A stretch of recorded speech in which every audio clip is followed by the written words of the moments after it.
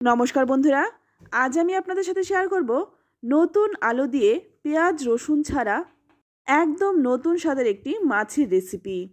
আমি গ্যারান্টি দিয়ে বলতে পারি মাছের এই রেসিপিটি আপনারা এর আগে না কখনো দেখেছেন না খেয়েছেন। আর এই মশলাটা দিয়ে মাছ একবার রান্না করে খেয়ে দেখুন, একবার নয় বারবার কিন্তু এভাবেই বানাবেন। তো রান্নাটা করার জন্য প্রথমে এখানে আমি কিছু নতুন আলু নিয়েছি। এবার আলুগুলোকে সেদ্ধ করে নেব। তো দেখুন আলুগুলো সেদ্ধ করে খোসাটা ছাড়িয়ে নিয়েছি। এখানে আলুটা আমি আমার পছন্দ মতো নিয়েছি, আপনারা কিন্তু আপনাদের পছন্দ মতো আলুটা নিয়ে নেবেন। তো এখানে দেখুন একটা আলুকে হাত দিয়ে চেপে ভেঙে নিলাম, আর বাদবাকি আলুগুলোকে ছুরি দিয়ে মাঝখান থেকে দু টুকরো করে নিচ্ছি। আলুগুলোকে আমি একটু বড় বড় করেই কেটেছি, তবে আপনারা কিন্তু আলুটা আপনাদের পছন্দ মতো কেটে নেবেন। আর একটা আলুকে কিন্তু আমি হাত দিয়ে ভেঙে নিয়েছি। এবার আমি দেখুন এখানে নিয়েছি পোনা মাছ। আজ আমি রান্নাটা পোনা মাছ দিয়ে করছি, তবে আপনারা যে কোনো মাছ দিয়ে এই রান্নাটা করে নিতে পারেন। তো প্রথমে আমি মাছের মধ্যে দিয়ে দিলাম 1 চামচ লবণ, দিয়ে দিলাম 1 চামচ হলুদ গুঁড়ো, আর দেখুন সামান্য 1 চামচ নিয়ে নিয়েছি সর্ষের তেল। এই নুন, হলুদ আর সর্ষের তেল দিয়ে মাছটাকে খুব ভালো করে মেখে 10 মিনিট রেখে দেব। এবার অপর দিকে কড়াই গরম করে নিয়ে এর মধ্যে দিয়ে দিচ্ছি সর্ষের তেল। তবে আপনারা যে তেল খেতে অভ্যস্ত সেই তেলটাই দিয়ে রান্নাটা করে নিতে পারেন। তবে যে কোনো মাছই সর্ষের তেল দিয়ে যদি রান্নাটা করা হয় খেতে অনেক বেশি ভালো লাগে।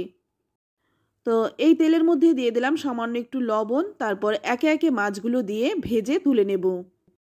এখানে আমার একসঙ্গে সবগুলো মাছ ধরেনি, আমি দু ব্যাচে মাছগুলো ভেজে নেব। তাই প্রথম ব্যাচের মাছগুলো ভেজে তুলে নিলাম।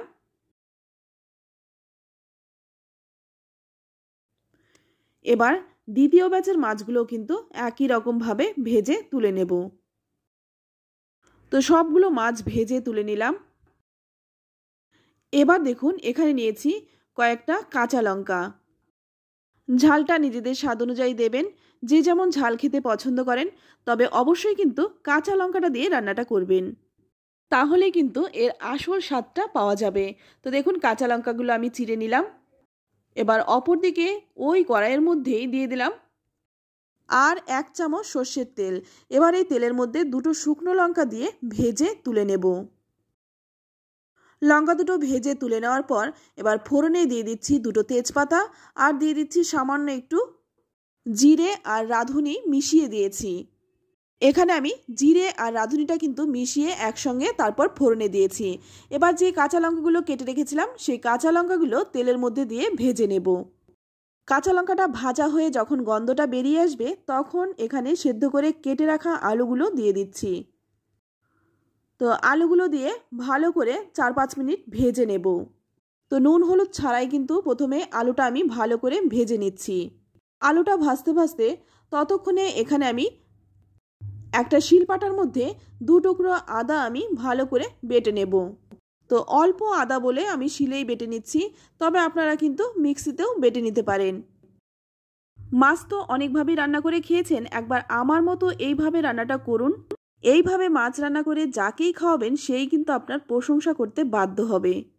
তো এখানে কিন্তু আমি 1 চামচের মতো আদা বেটে নিলাম। আর এদিকেও কিন্তু আলুটাও ভাজা হয়ে গেছে, আলুর গায়ে কিন্তু হালকা লালচে রং ধরে গেছে। এবার আমি এখানে দিয়ে দেব বেটে রাখা সেই আদাটা। তো এখানে কিন্তু আমি 1 চামচ আদা দিলাম, আর সঙ্গে দিয়ে দিচ্ছি হাফ চামচ ধনে গুঁড়ো, আর দিয়ে দিচ্ছি 1 চামচ হলুদ গুঁড়ো।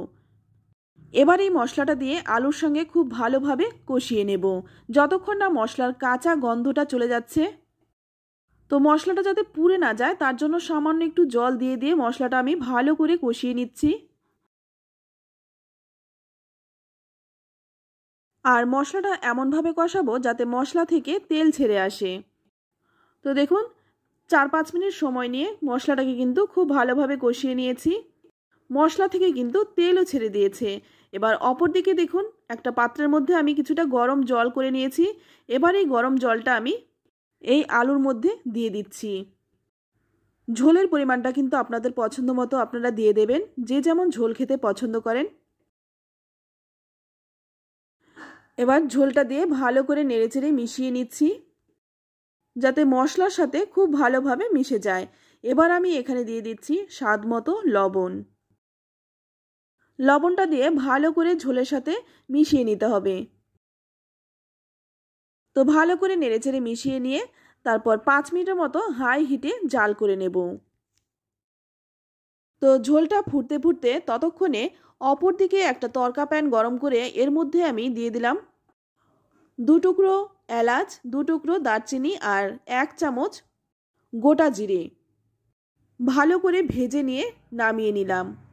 খেয়াল রাখবেন যাতে মশলাটা পুড়ে না যায়। তো ভেজে তুলে নিলাম। এবার আমি মশলাটাকে বেটে নেব। আমি কিন্তু মশলাটা শিলেই বাটছি।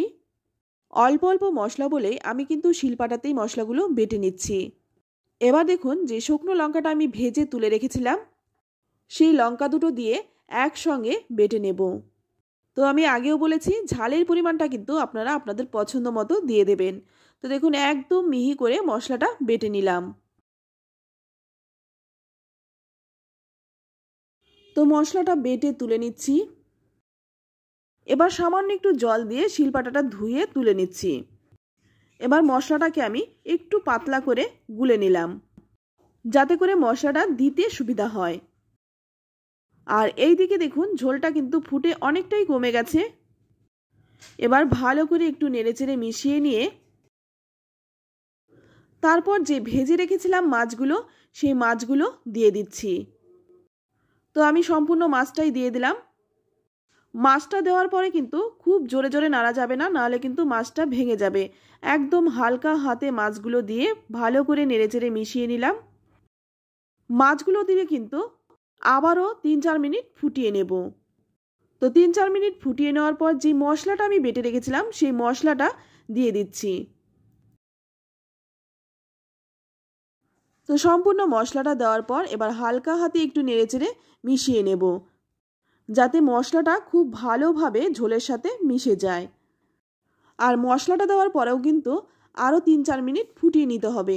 এতে করে মাছের মধ্যে খুব ভালোভাবে মশলাটা ঢুকে যাবে, খেতে ভালো লাগবে। তো বন্ধুরা, আমি জানি না আপনারা এইভাবে কখনো মাছ রান্না করে খেয়েছেন কিনা। যদি না খেয়ে থাকেন একবার এইভাবে বানানোর রিকোয়েস্ট রইল। তবে অবশ্যই ভিডিওটি সম্পূর্ণ দেখে রান্নাটা করবেন, তাহলে আমি কিভাবে রান্নাটা করেছি বুঝতে পারবেন না, আর খেতে কিন্তু ততটা ভালো হবে না। তাই ভিডিওটি সম্পূর্ণ দেখে রান্নাটা করবেন, তাহলেই কিন্তু খেতে ভালো লাগবে। তো ঝোলটা ভালো করে ফুটিয়ে নিয়ে এবার নামিয়ে নিচ্ছি। এটা দেখতেও যতটা সুন্দর, খেতেও কিন্তু অসাধারণ হয়। তো ভিডিওটি দেখে যদি আপনাদের ভালো লাগে লাইক, কমেন্ট, শেয়ার করবেন। আর আপনি যদি আমার চ্যানেলে নতুন হয়ে থাকেন চ্যানেলটা সাবস্ক্রাইব করে নেওয়ার অনুরোধ রইল। শীতের দুপুরে গরম গরম ভাতের সাথে জাস্ট অসাধারণ লাগে।